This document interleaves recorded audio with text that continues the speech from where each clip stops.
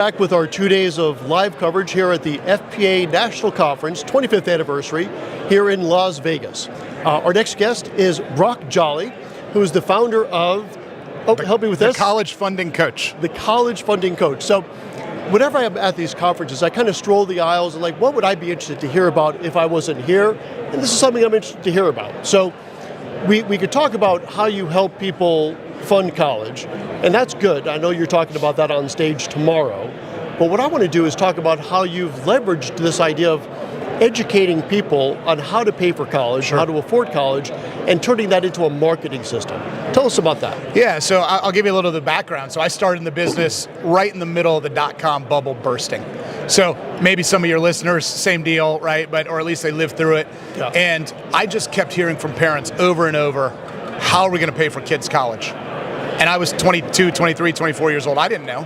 What do? You go and ask mentors, senior advisors. And it became real obvious to me that they didn't know either.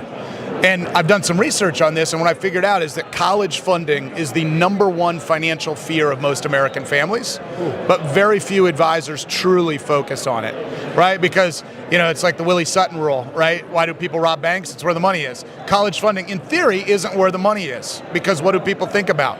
They think about Section 529 plans. Right. And let's face it, putting money into a Section 529 plan month after month after month, and then when the kid turns 18, pulling all that money out, isn't a real great, repeatable, viable business model. Yeah. But if people can understand that college funding is a tremendous door opener to be able to do comprehensive financial planning, all of a sudden there's lots of opportunities behind that. All right, that sounds good.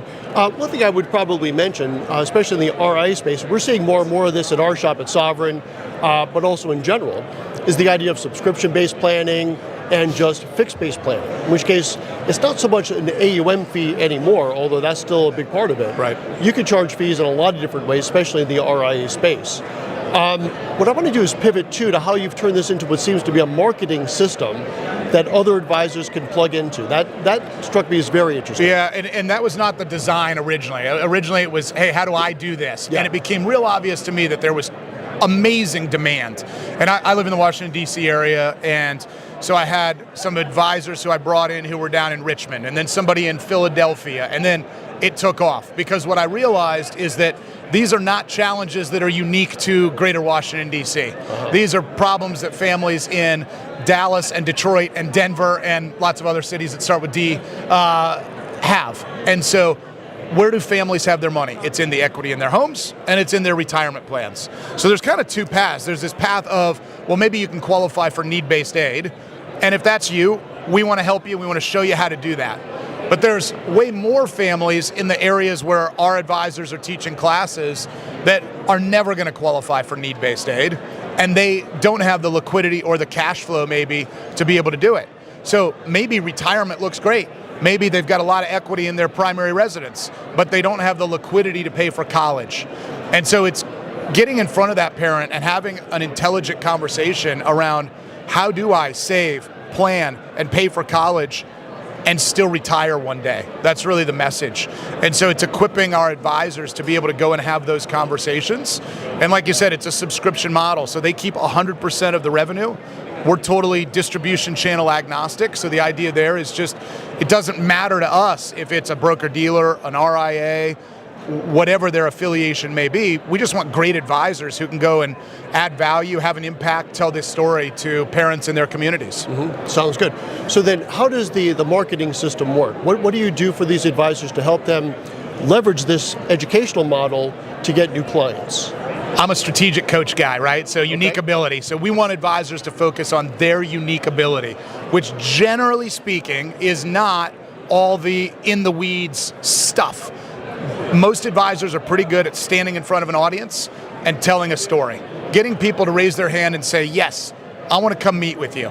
Most advisors are pretty good sitting belly to belly across a table and developing a financial plan, advising clients. They're not so good at all the details of, how do I set up a workshop? What do I tell? How do I create great marketing content? That's what our team does. We've really designed a turnkey system that can source workshops for advisors, get them in front of audiences in their communities, gives them all the marketing tools to go and be able to not only source the workshops if they want to do it themselves, but also then teach the workshops, all the follow-up sequences. We've got a built-in CRM that we use to drip market on potential prospective clients. We do a lot of things as well from a social media perspective. We do specialty webinars where leads get generated, they go back to those advisors, etc. We really want advisors to do what they do best, which is sitting in front of clients, telling their story, taking great care of existing clients, etc. All right, well, that sounds like a good place to put a pin in it. Brock Cool. Jolly, thanks for joining us. Absolutely. Thanks very much. Okay, so we have one more segment left for today, so we'll be back in another 45, 50 minutes with that. For now, on behalf of goRIA, fueled by Investment News, I'm Chuck Fala, and we'll see you soon. Awesome. Really good. Yeah.